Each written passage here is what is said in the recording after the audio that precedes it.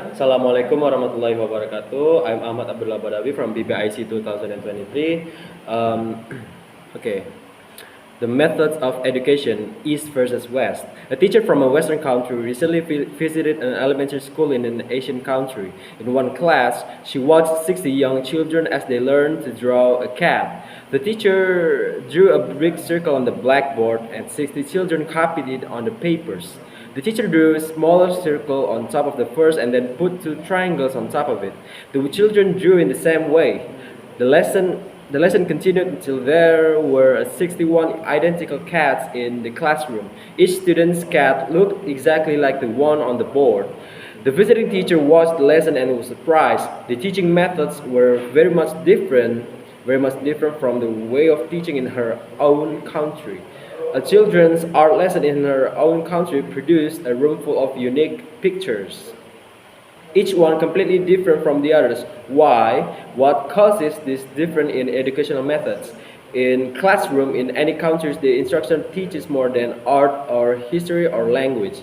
He or she also teaches culture, the ideas and beliefs of that society. Each educational system is a mirror to reflect the culture of the society. In a society such as the United States or Canada, which has many national, religious, and cultural differences, people highly value individualism, the difference between people.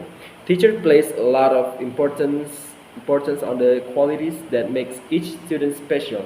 The educational system in these countries show these values. Students do not memorize information. Instead, they work individually and find answers themselves. There is often discussion in this classroom. At an early age, students learn to form their own ideas and opinions. In most Asian societies, by contrast, the people have the same language, history, culture. Perhaps for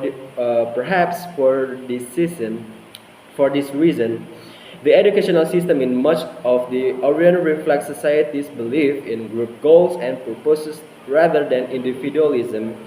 Children in China, Japan, and Korea often work together and help each other on assignment in the classroom. The teaching methods are often very formal. The teacher lectures and the student listen.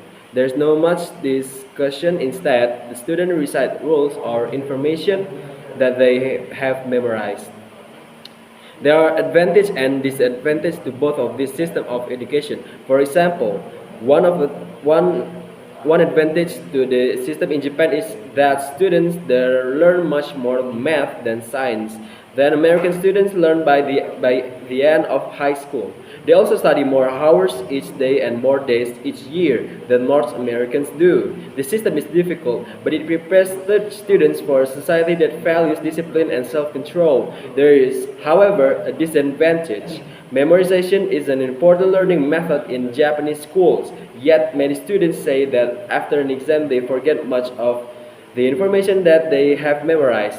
The advantage to the educational system in North America, on the other hand, is that students learn to think for themselves. The system prepares them for a society that values creative ideas. There is, however, a disadvantage when students graduate from high school. They haven't memorized as many basic rules and facts as students in other countries have.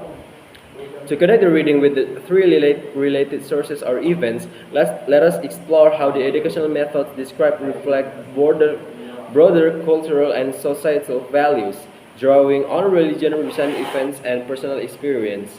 Religion and culture, such as Confucianism influence in Asia emphasize discipline and collective responsibility, while Protestantism in the West promotes individualism and the development of unique talents. There is a debate in the United States about standardized testing, which is seen as stifling creativity, while some Asian countries are beginning to incorporate more creativity and critical thinking into their education systems. Okay, I think that's all. Thank you. Assalamualaikum warahmatullahi wabarakatuh.